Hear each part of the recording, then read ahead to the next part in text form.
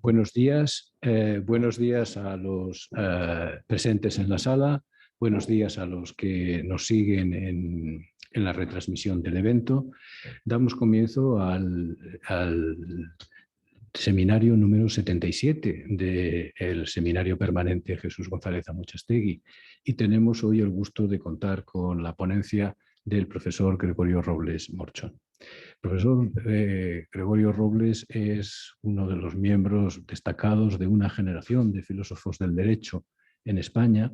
Él es doctor desde el año 75, es catedrático desde el año 83, es académico de número en la Real Academia de Ciencias Morales y Políticas desde hace ya 13 años.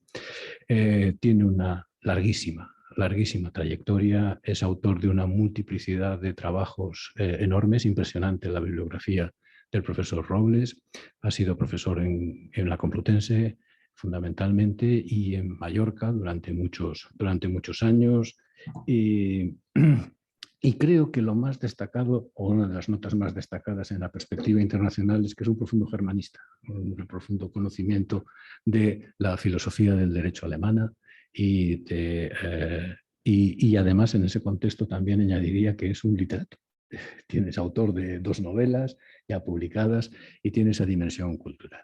Es un placer, es un honor tenerle hoy aquí para presentar un trabajo breve que ha sido distribuido y que hemos tenido ocasión de leer y que se refiere a una presentación general de una teoría que él sostiene, que él ha ido elaborando, construyendo a lo largo de los años y que es la teoría comunicacional del derecho.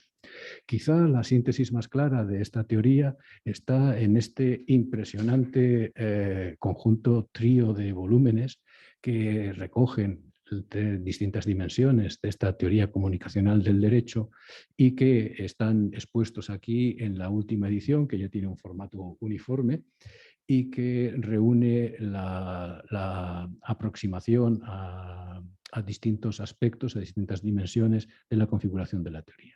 El tercer tomo, que es el tomo más reciente, tiene 1 año y medio, no llega a 2 años desde su publicación, es donde se aborda la teoría de la decisión judicial desde esta perspectiva. No voy a quitar más tiempo, es, como decía, un honor, un placer y una oportunidad extraordinaria de escuchar de primera mano la composición o las características generales de esta teoría. Gregorio, bienvenido y cuando Muchas gracias, profesor Sauca, querido amigo. Gracias a todos ustedes por estar hoy aquí para la presentación de esta obra. Me es especialmente grato encontrarme con personas a las que no veía hace años, como Ascensión, ¿no? Y en fin, volver alguna vez he estado en la Carlos III y volver a la universidad, pues es también una situación muy agradable, ¿no? También lo es el que este seminario tenga el nombre de Jesús González Amuchastegui, porque Jesús fue alumno mío en quinto en la Facultad de Derecho de la Universidad Complutense, ¿no? Cuando yo explicaba, sobre todo en aquella época, historia de la filosofía del derecho, y si no recuerdo mal, en el año que estuvo Jesús, expliqué el contractualismo clásico, básicamente, ¿no? En fin, con una introducción sobre Maquiavelo y Bodino, para situar un poco los temas de teoría política, pero luego me centré sobre todo en Hobbes, también algo en Locke y en Rousseau. Pero fue un curso que recuerdo muy bien, de alumnos estupendos y muy interesados por la historia de las ideas político-jurídicas, ¿no? Bien, hoy voy a hablar otra cosa, que es la teoría del derecho, con objeto de presentar esta obra que tiene su origen pues, en los comienzos de los años 80. Comienzos de los años 80, cuando redacto la memoria que entonces se exigía para las cátedras, pues lo que hice es tomarme en serio la memoria. Es decir, normalmente los compañeros pues, decían, esto es un trámite sin importancia, la memoria era concepto, método y fuentes de la asignatura, ¿no? Pero dije, bueno, ya que la tengo que hacer, voy a plantearme cómo veo yo la filosofía del derecho, con el término para mí equivalente, en cierto modo, de teoría del derecho, y a partir de ahí, pues voy a plantear un programa de investigación que realmente, de hecho, me ha ocupado toda la vida. O sea que esta obra es resultado de todos estos años, que es una obra que tiene 2.500 páginas. O sea que luego comentaré en cada uno de los volúmenes cuál es la materia que trata, ¿no? Y recientemente, pues un joven italiano que ha hecho la tesis sobre teoría comunicacional, pues estuvo en mi casa y le di la memoria sin publicar, y entonces se quedó sorprendido de que ya ahí estaba el germen de todo lo que se ha desarrollado después, ¿no? Y efectivamente es así, ¿no? Es decir, que de alguna manera yo he dedicado, no voy a decir el 100% del tiempo, pero básicamente podríamos decir el 80% del tiempo de investigación a la teoría del derecho. El otro 20% a la sociología jurídica y al derecho europeo, porque he sido profesor en la Universidad privada, esta Pontificia de Salamanca, Campus Madrid, durante 20 años, 25 años.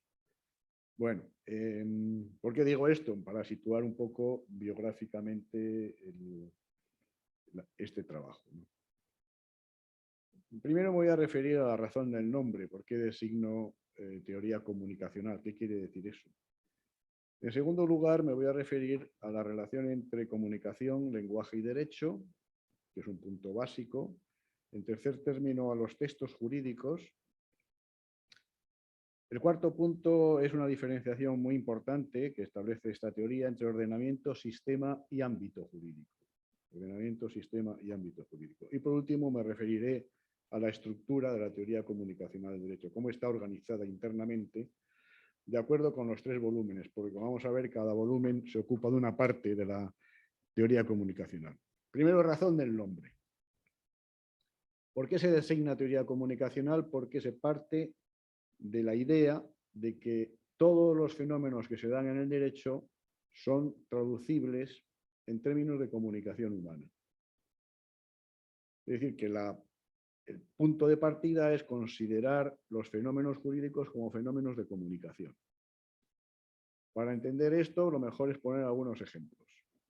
Asistimos a una conversación entre 2 personas que están contratando, están haciendo un contrato de alquiler de vivienda.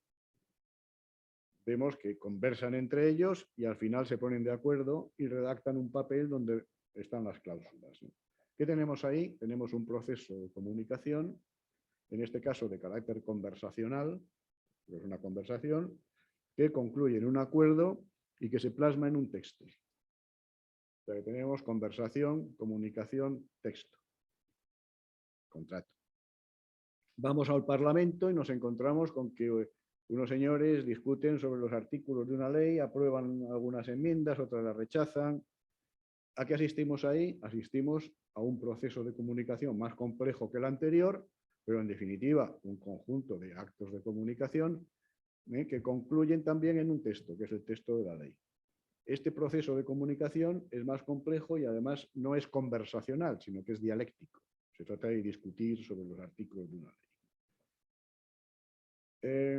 Vamos al notario y expresamos lo que queremos que se hagan con nuestros bienes cuando nos muramos. Hay un acto de comunicación, el notario toma nota y pone eso en términos jurídicos en el texto, en el documento del testamento. Hasta ahora, claro, vemos que esos 3 ejemplos se refieren a actos de comunicación expresamente lingüísticos que concluyen en textos sumamente claros, ¿no? En un caso, me tengo que acercar más. En un caso el contrato, en otro caso el texto legal, en otro caso el texto del testamento. ¿Quiere esto decir que la teoría comunicacional se reduce a aquellos actos de comunicación expresamente lingüísticos, es decir, donde se habla, se dice y se concreta en texto. No, estamos manejando, como vamos a ver a continuación, un concepto de comunicación más amplio. Por ejemplo, una persona comete un delito y al cometer un delito está lanzando también una comunicación a la sociedad. Está diciendo que no acepta las normas determinadas que prohíben la comisión de ese delito. En definitiva, la comisión de delito implica un mensaje a la sociedad para que la sociedad posiblemente reaccione, ¿no? De tal manera que el acto de cometer un delito implica también un mensaje. No solamente tiene el sentido del acto en sí mismo, sino que es un mensaje social. Como consecuencia que hay una respuesta, que es la respuesta del proceso, en este caso un proceso penal. ¿Un proceso penal qué es? Un proceso penal es también un fenómeno de comunicación que también acaba con una sentencia, es decir, con un texto escrito. Luego volveré sobre el concepto de acto desde el punto de vista comunicacional o hermenéutico, que viene a ser lo mismo, o algo parecido, para que se comprenda bien que el concepto de comunicación se refiere a todas las modalidades comunicativas. Es decir, que hay meros actos que no llevan consigo expresión lingüística expresa, pero que sí son comunicaciones. Por ejemplo, cuando jugamos al ajedrez, estamos comunicándonos sin decir una palabra. El juego en general, hay juegos que sí requieren palabras, ¿no? Pero los juegos en general no requieren palabras. Tú realizas la acción, pero todo el mundo entiende su significado. Hay comunicación, en definitiva. En definitiva, la idea es que todos los procesos que tienen lugar en el derecho son traducibles en términos de comunicación. Los actos, las situaciones, las relaciones, todo tiene, digamos, una posibilidad de traducirse en términos de comunicación humana, ¿no? O, como digo después, en términos de textos, porque todo lo que es comunicable es textualizable, es traducible en términos lingüísticos y, por consiguiente, es susceptible de ponerse por escrito. La teoría comunicacional, acto seguido, dice, bueno, vamos a ver, todo en la sociedad es comunicación. Y por consiguiente habrá que distinguir la comunicación estrictamente jurídica de la comunicación social general, ¿no? Efectivamente, el derecho resume un conjunto de procesos de comunicación especiales, formalizados, que se concretan a partir de la existencia de un ordenamiento. Luego veremos la relación entre ordenamiento, sistema y ámbito. Pero claro, el ordenamiento tiene que existir. Si no hay ordenamiento, no hay derecho, no hay nada donde agarrarse, ¿no? Entonces, todo aquello que tiene que ver con un ordenamiento tiene carácter jurídico. Lo que no tiene que ver con un ordenamiento es algo extrajurídico. Por otra parte, la teoría comunicacional subraya la idea de que el punto de vista del jurista es el punto de vista interno. De la manera que otras disciplinas, que no son la teoría del derecho, se hacen cargo de puntos de vista externos. La sociología jurídica, la psicología jurídica, el análisis económico del derecho, la filosofía moral del derecho, la filosofía política del derecho, son puntos de vista externos, perfectamente atendibles, necesariamente atendibles, pero que no constituyen teoría del derecho. Porque la teoría del derecho se fija en los fenómenos estos de tipo comunicacional, pero desde el punto de vista interno, porque es el punto de vista del jurista. Normalmente se suele atribuir esta dualidad, punto de vista interno, punto de vista externo, a Herbert Hart. Pero esta dualidad la manejan ya los sociólogos alemanes de finales del 19, comienzos del 20. Por ejemplo, Alfred Vierkandt, un autor hoy día no citado apenas, Alfred Vierkandt, que fue, después de Ferdinand Tönnies, la segunda cátedra de sociología en Alemania, pues utiliza esta en su obra Gesellschaftslehre, teoría de la sociedad, utiliza esta distinción, punto de vista interno, punto de vista externo. Para aclararnos, punto de vista interno es el de los jugadores y el de los árbitros. Están sometidas a las reglas, mientras que el punto de vista externo es el de los espectadores. Vamos a ver un partido de fútbol, nos sentamos en las gradas, contemplamos lo que pasa, estamos externamente respecto del juego. Ahora, si somos jugadores, Estamos dentro del juego y por consiguiente el punto de vista es interno. Lo que yo digo es que los juristas juegan al juego del derecho, es decir, están dentro del derecho y por eso tienen un punto de vista interno. Mientras que el sociólogo tiene un punto de vista externo, o el antropólogo. El antropólogo va a estudiar el orden jurídico en una determinada comunidad tribal y lo que hace es situarse como un espectador, que ve qué es lo que pasa, cómo se sanciona, cuáles son los procedimientos, etcétera. Punto de vista externo. El economista igual. El economista lo que hace es analizar en términos de costes y de beneficios sociales, por ejemplo, las decisiones jurídicas de distinto tipo, ¿no? Pero es un punto de vista externo que hay que atender, por supuesto, pero no mezclar. Otra de las tesis básicas de la comunicacional es la autonomía de la teoría del derecho. Una cosa es teoría del derecho, otra cosa es sociología jurídica. La tesis es que la teoría del derecho y la sociología jurídica son disciplinas paralelas. De tal manera que, por ejemplo, la teoría del derecho estudia el concepto de validez y la sociología estudia la eficacia de las normas. Validez de las normas, su existencia en el sistema jurídico. Eficacia, cómo se cumplen o se incumplen. Son dos aspectos distintos. La eficacia supone una observación de la realidad externa y por consiguiente pertenece a la sociología jurídica. Ese es el enfoque básico de la teoría comunicacional. Centrar el foco en la comunicación desde el punto de vista interno y por consiguiente no desde el punto de vista externo, y rechazo de todo sincretismo metódico. Las disciplinas no tienen que mezclarse, cada una tiene que tener su campo de investigación y su método, porque el sincretismo supone la negación de los límites de las distintas ciencias y, en definitiva, el no respetar los distintos enfoques epistemológicos y metodológicos, ¿no? Esto es lo que yo le achaco, por ejemplo, a Jürgen Habermas, que mezcla todo. Jürgen Habermas, si uno lee la teoría de la acción comunicativa, que no tiene nada que ver con la teoría comunicacional del derecho, pues mezcla todo. Está hablando en términos sociológicos, se pasa al psicológico, se pasa a teoría del derecho, a teoría política, está todo mezclado. Entonces, ¿es una obra de qué? Al final tenemos ahí un batiburrillo de ideas de distinta procedencia, pero cuyo, diríamos, rasgo fundamental es justificar determinadas posiciones políticas. Por eso yo digo que la teoría de Habermas es una filosofía política del derecho, pero no una teoría del derecho. Es una teoría política del derecho. Si decimos, segundo punto, si decimos que el derecho es atendible en términos de comunicación, también hay que preguntarse cómo es posible la comunicación. La comunicación es posible mediante el lenguaje. No hay otra manera de comunicarse. Ahora, el lenguaje es una palabra que hay que entenderla en su significado más amplio. Está el lenguaje escrito, el lenguaje oral, el lenguaje simbólico, el lenguaje mímico. Es decir, cualquier manera de comunicarse es lenguaje. Por tanto, ¿el derecho es lenguaje? No, el derecho no es lenguaje. Es una tesis ontologista esta que yo rechazo. El derecho se manifiesta en lenguaje. Lo que sea el derecho, la esencia, la naturaleza del derecho, yo no me lo planteo. Exactamente igual que no me planteo cuál es la esencia del mundo o cuál es la esencia del arte. ¿Cuál es la esencia del arte? Pues no lo sé. ¿Cuál es la esencia del derecho? No lo sé. Lo que sí sé es que se manifiesta en lenguaje. Se manifiesta por medio del lenguaje. Esta tesis es un punto de partida sumamente, diríamos, sencillo y casi una verdad de perogrullo. El derecho se manifiesta en lenguaje, efectivamente.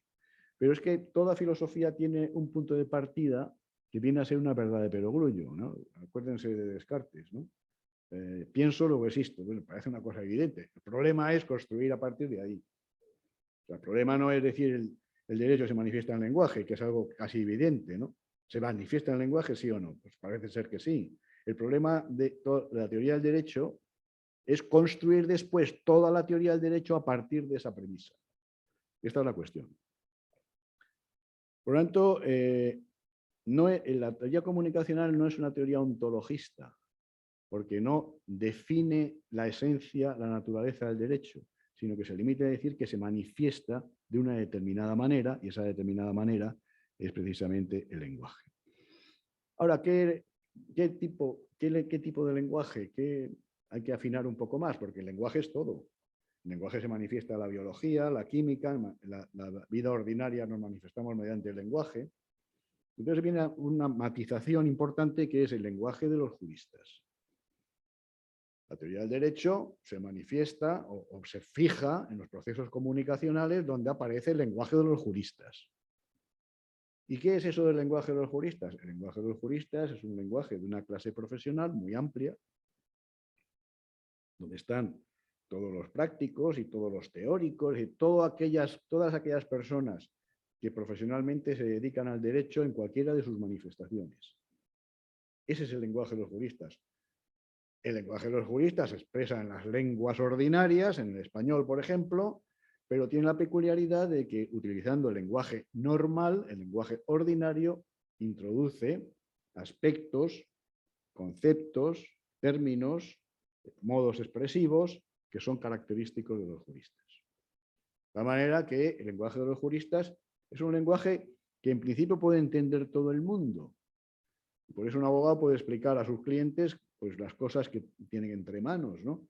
No es el lenguaje de un técnico, de un ingeniero de telecomunicaciones, ¿no? Que bueno, pues es una jerga de un físico, es una jerga que no está en el mundo, digamos, ordinario, ¿no?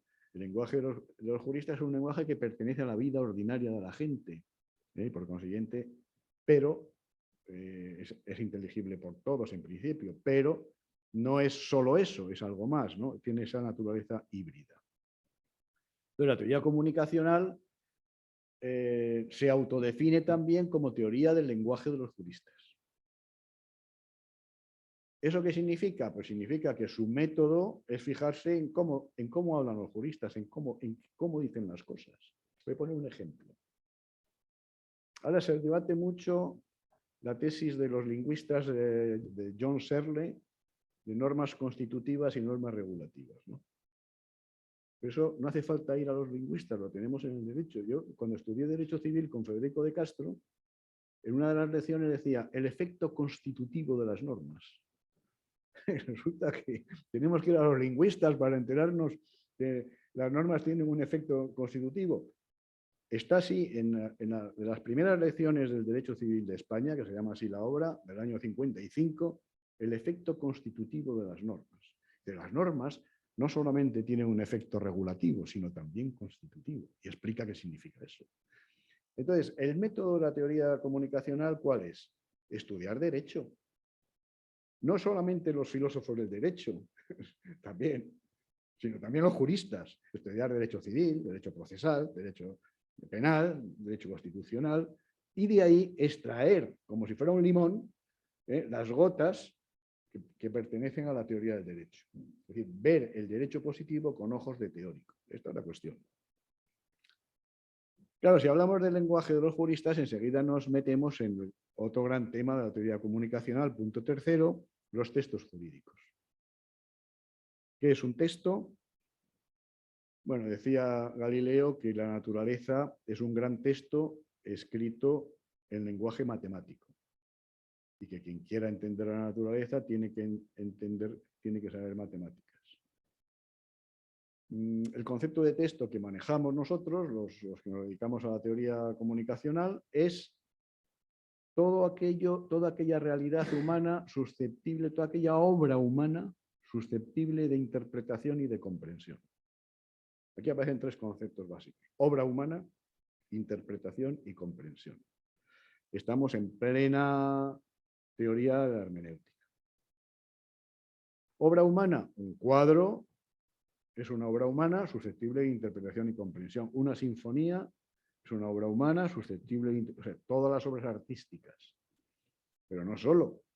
Cualquier expresión del lenguaje de la vida cotidiana es algo que pertenece al concepto de obra humana susceptible de interpretación y de comprensión. Todo lo que sucede en el derecho, todo lo que sucede dentro de un ámbito jurídico, explicaré después este concepto de ámbito, todo es susceptible de interpretación y de comprensión. Comprensión no es lo mismo que, o sea, comprender no es lo mismo que entender. Entiendo el teorema de Pitágoras, pero no hace falta que lo comprenda, porque la comprensión va dirigida a lo humano. La intelección, entender algo, puede ser sobre un objeto de la física, sobre un teorema matemático. Entiendo el teorema matemático, pero no hace falta comprenderlo, porque la comprensión es una realidad como más íntima, y eso es lo que sucede con todas las obras humanas. Por eso el derecho, como pertenece al mundo humano, es algo susceptible no solo de entendimiento. Podemos entender algo, pero no comprenderlo, ¿no? O sea, entiendo lo que me está diciendo, pero no lo comprendo, no comprendo su actitud. Esto lo hacemos con cierta frecuencia. Entiendo lo que me dice usted, pero no comprendo que usted tenga esa actitud. Porque comprender implica ponerse empáticamente en la piel del otro, ¿no? Y en el derecho realizamos esa función de comprensión de los actos, de comprensión de los textos legales, de la comprensión de los textos jurisprudenciales, etc. Por eso la gran palabra de la hermenéutica es la comprensión, Verstehen en alemán, Verstehen. Verstehen significa comprensión. En cambio, entender se diría en alemán Einsichten.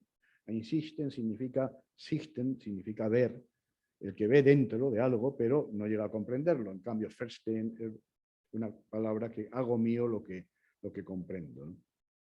Entonces, texto es toda obra humana susceptible de comprensión. Para comprender tienes que interpretar. Esto lo dice muy bien Max Weber, que es un sociólogo, como saben, pero en el caso de Max Weber lo dice porque él está trabajando una sociología comprensiva. Recuerden el título de la obra, Economía y Sociedad, Wirtschaft und Gesellschaft, subtítulo, Grundriss eine verstehenden Soziologie, compendio de una sociología comprensiva.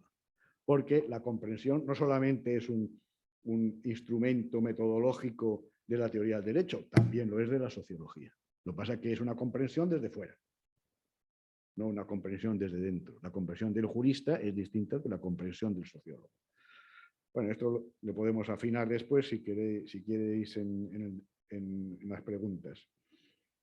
Por lo tanto, el concepto de texto es amplio.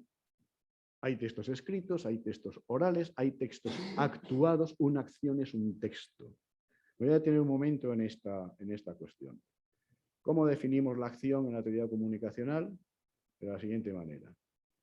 La acción es el significado de un movimiento o conjunto de movimientos de carácter físico-psíquico.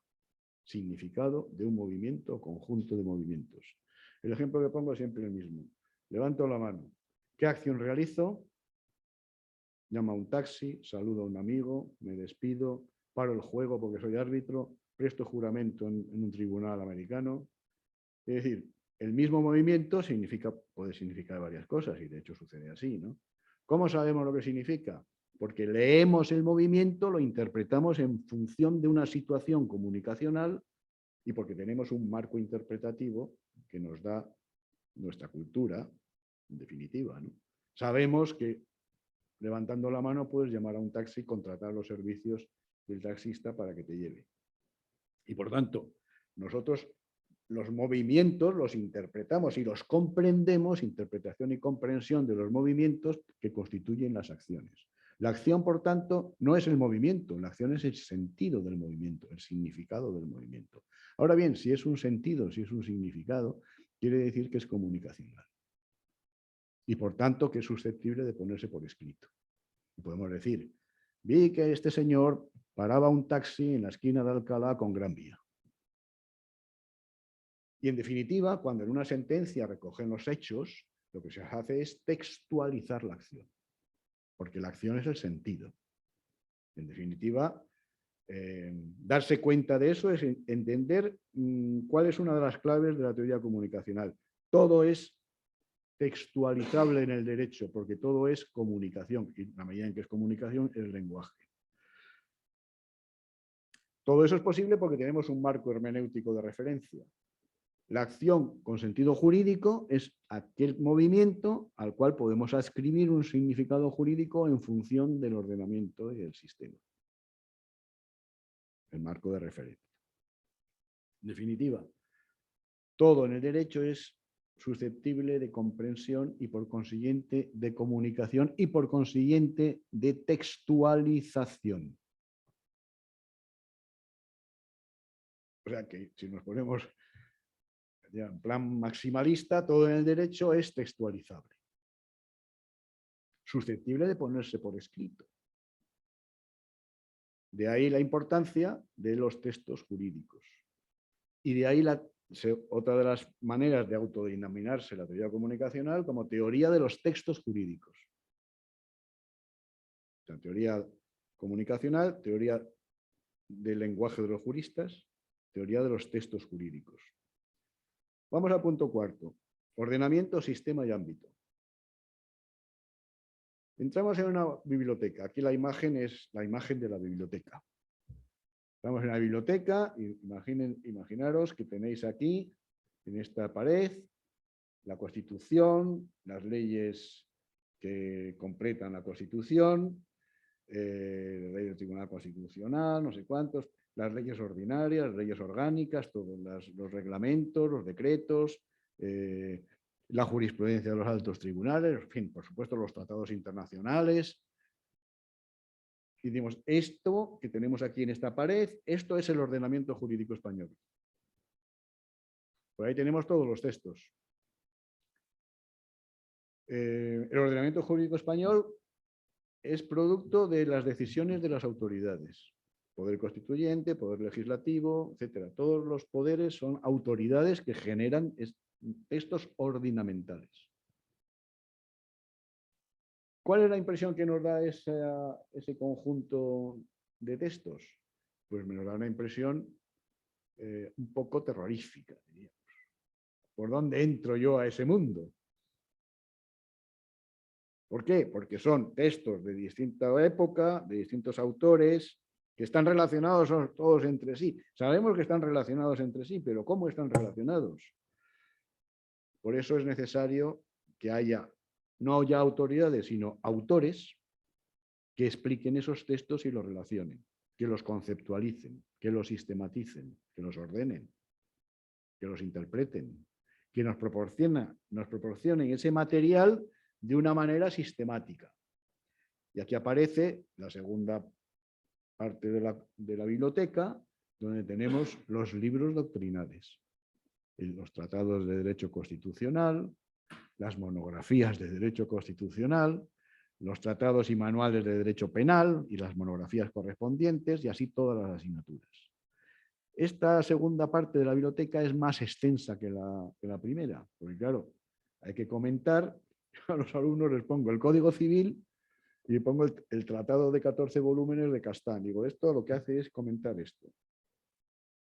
En definitiva, la doctrina lo que hace es explicar, por eso la ciencia del derecho es una ciencia explicativa en el sentido de interpretativo-comprensiva, eso es lo que significa ahí, explicativa de los textos ordinamentales. ¿Qué tenemos ahí entonces? Las obras doctrinales, no ya de autoridades, sino de autores. ¿Cuál es el problema que tenemos con esta parte de la biblioteca? Pues que los autores no piensan igual, sino que un constitucionalista dice una cosa, otro dice otra, y no piensan lo mismo a la hora de interpretar y de organizar el ordenamiento jurídico en un sistema, ¿no? Y pasa en todas las materias. Es decir, que no tenemos el sistema, sino los sistemas doctrinales, en plural. Y entonces, ¿qué hacemos? Aquí hay que manejar el concepto de sistema jurídico propiamente dicho. Sistema jurídico propiamente dicho o sistema jurídico en sentido estricto, que consiste en averiguar de todas esas propuestas que hacen los autores lo que hacen es propuestas, proponen cómo se debe interpretar los textos ordinamentales. ¿Cuáles son las que tienen éxito a día de hoy? Y la única forma de saber las que tienen éxito a día de hoy es acudiendo a las decisiones de los órganos que resuelven casos concretos y problemas concretos. En definitiva, a la jurisprudencia de los tribunales, sobre todo del Constitucional, del Tribunal Supremo, tribunales de justicia de las comunidades autónomas y también, naturalmente, a los órganos de la administración que deciden sobre situaciones concretas. Entonces, ¿qué entendemos? Pongámonos un momento que somos abogados en ejercicio. y nos viene un cliente con un asunto pues de derecho mercantil, por ejemplo. Vamos a las leyes mercantiles, dice esto, dice aquello, tenemos un asunto de marcas, ¿no? Bueno, pues vamos a ver qué dice la ley de marcas, dice esto y aquello. Pero bueno, eso no nos sirve solo, porque habrá que ver qué es lo que dicen los autores, ¿no? Habrá que ir a las monografías sobre leyes de marcas. Y entonces me voy a la monografía de Fernández Novoa, que es un tratado estupendo de derecho de marcas, o me voy a los escritos de Otero Lastres o de Botana, que son especialistas en marcas, y entonces veo a ver qué dicen estos de cómo se interpreta este asunto que tengo entre manos, ¿no? Cómo se interpretan los preceptos. Pero claro, con eso no es suficiente, tendré que ver si eso tiene resonancia en los tribunales. Porque puede ser que los autores digan cosas muy interesantes, pero que eso no tenga resonancia en los tribunales pasen absolutamente de lo que dice ese autor. Hombre, en el caso de los citados, como es la escuela, digamos, por excelencia de propiedad industrial en España, probablemente los tribunales les harán caso, porque son los que más saben de esa materia. Escuela de Santiago de Compostela. Vamos a la sentencia de los tribunales y vemos en este caso que sí, que es verdad. Que los tribunales les hacen caso en las maneras que tienen de interpretar. Entonces, ¿qué tenemos ahí? Tenemos una confluencia entre la doctrina y la jurisprudencia de los tribunales, que es una confluencia muy feliz, porque nos dice, este es, en este punto concreto, el sistema. Es decir, la solución sistémica. Puede ser que nos encontremos con otras situaciones en las cuales no esté claro cuál es la solución sistémica, porque, por ejemplo, no haya un pronunciamiento de los tribunales. Entonces, hay varias propuestas, pero los tribunales no se han pronunciado aún. Puede ser que la tesis mantenida por los tribunales hasta ahora cambie mañana, porque en el derecho todo cambia. Es otra de las características de la teoría comunicacional. Procesos de comunicación. Proceso significa que todo cambia, no son realidades estáticas. En el derecho todo está en proceso. Entonces, el conjunto de soluciones interpretativo-comprensivas a día de hoy en relación con un ordenamiento determinado es lo que constituye el sistema. Claro, el problema que tenemos es que el sistema propiamente dicho no aparece en la biblioteca, sino que es una idea de pensamiento. ¿Qué es el sistema? Es el conjunto de normas efectivamente vigentes. Porque no nos engañemos, las normas no están en el ordenamiento. El ordenamiento es, por decirlo así, el punto de partida para construir las normas. Las normas las tienes en el sistema.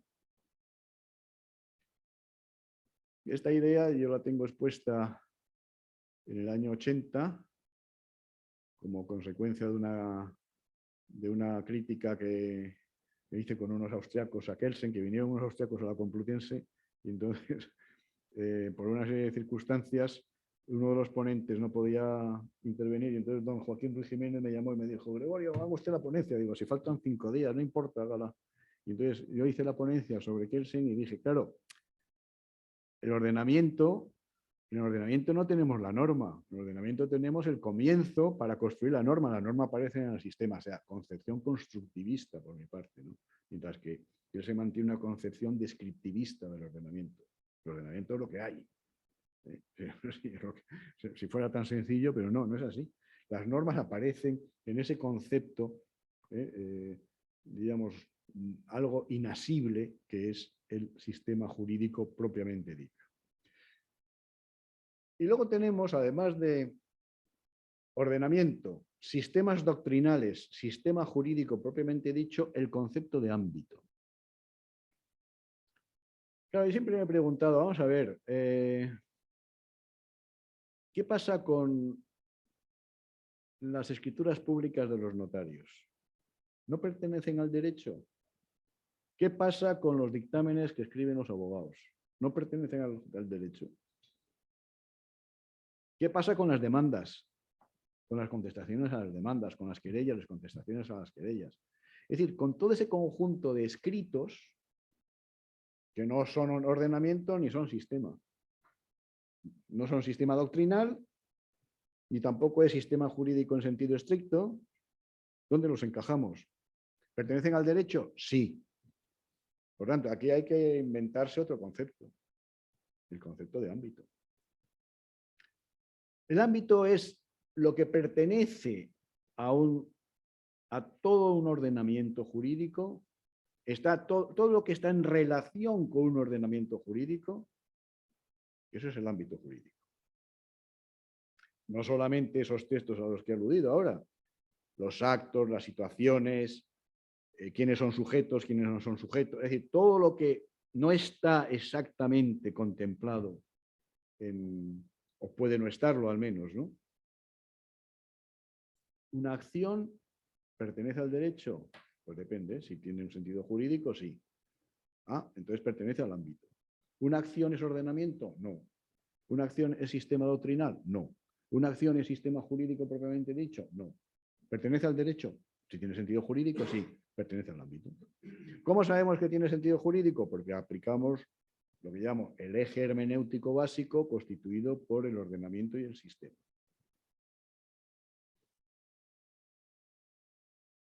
Por tanto, el ámbito jurídico integra todos los procesos comunicacionales y todos los textos jurídicos cuya referencia última es el ordenamiento. Sin ordenamiento no hay ámbito. Es más, hay culturas donde hay ordenamiento y ámbito, pero no hay sistema, porque no hay doctrina. Para que haya doctrina tiene que haber escritura. En una comunidad tribal donde no hay escritura, hace 10.000 años o 12.000 años, pues no había escritura, ¿no? No sé exactamente la fecha, pero cuando no había escritura no puede haber doctrina, porque la doctrina, por naturaleza, por su propia naturaleza, es doctrina escrita, ¿no? O sea, en el derecho moderno sí, y el derecho actual es imposible que funcione sin doctrina. Quiero decir con eso que el punto de partida es el ordenamiento, pero en el derecho actual todos estos elementos que estoy comentando pues son importantes. Todo ordenamiento tiene su ámbito jurídico, igual que sea primitivo o avanzado, es igual. Aunque han existido ordenamientos que no tenían sistema doctrinal. El derecho romano en sus etapas primitivas y no tan primitivas no tenían doctrina, eran decisiones puras y simplemente. Por tanto, la teoría comunicacional del derecho también se autodefine como una teoría de los ámbitos jurídicos. Porque es plural. Es el ámbito jurídico español, el ámbito jurídico francés, el ámbito jurídico internacional, el ámbito jurídico de la Unión Europea, y luego estudia las relaciones entre ámbitos. Una teoría, digamos, que es pluralista desde el punto de vista interno, eso sí, como juristas, pero que estudia estas relaciones. En eso se diferencia básicamente de la teoría general del derecho del positivismo, porque el positivismo es una teoría del ordenamiento. Kelsen, teoría del ordenamiento. Bobbio, teoría del ordenamiento. Hart, teoría del ordenamiento. ¿Dónde está ahí la teoría del sistema? No existe. ¿Dónde está la teoría del ámbito? No existe. Por tanto, la teoría comunicacional del derecho amplía el panorama, introduce a todos los juristas dentro. Mañana en el seminario, que tengo desde hace muchos años, pero ahora lo hacemos online, un notario va a presentar una ponencia sobre la escritura pública desde el punto de vista comunicacional. ¿Cuándo la teoría del derecho se ha ocupado de los documentos notariales? Nunca. ¿Pertenecen al derecho, sí o no? Claro. ¿Y por qué no nos vamos a ocupar de ellos? El concepto de ámbito recoge todo esto. Por último, ¿cuál es la estructura de la teoría comunicacional del derecho? La teoría comunicacional del derecho tiene una estructura muy sencilla. Toma como punto de partida una distinción aceptada por prácticamente la totalidad de los lingüistas y los filósofos del lenguaje. La distinción entre sintaxis, semántica y pragmática. Sintaxis, el estudio de las formas del lenguaje. Semántica, el estudio de los significados, de las palabras y de las expresiones. Pragmática, el estudio del uso del lenguaje. Esto yo lo traduzco en otros términos más apropiados a los juristas. Teoría formal, a la sintaxis la llamo teoría formal del derecho. Primer volumen. Teoría formal del derecho es el primer volumen de la obra. ¿Qué estudio ahí? ¿Cuál es la unidad esencial del sistema jurídico? La norma. Ahora, las normas son todas, como nos dicen, expresión de un deber. No, yo propongo una concepción heterogénea de las normas. Ahora no me voy a meter porque no acabaríamos, ¿no? Una concepción heterogénea de las normas, normas directas, normas indirectas de la acción. Las indirectas utilizan el verbo ser en su significado profundo y las directas, procedimentales, potestativas y deónticas. Las procedimentales muy importantes. ¿Dónde está la teoría de las normas procedimentales en Kelsen?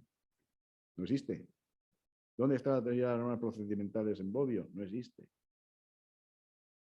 ¿Acaso en el derecho el procedimiento no es importante? El procedimiento está en todo momento, no solo en el procedimiento del acto administrativo, no solo en el procedimiento del proceso judicial. Una compraventa implica un procedimiento. Cualquier contrato es un procedimiento. Un delito es un procedimiento. ¿En qué se diferencia un asesinato de un homicidio? De un homicidio imprudente, de un homicidio doloso. En el procedimiento, es decir, que los requisitos esenciales del acto son así o son de otra forma. La idea de que el tipo delictivo implica un procedimiento puede parecer sorprendente, pero piénsenlo un poco y verán que es verdad. Un tipo delictivo es una forma de especificar un procedimiento de delinquir.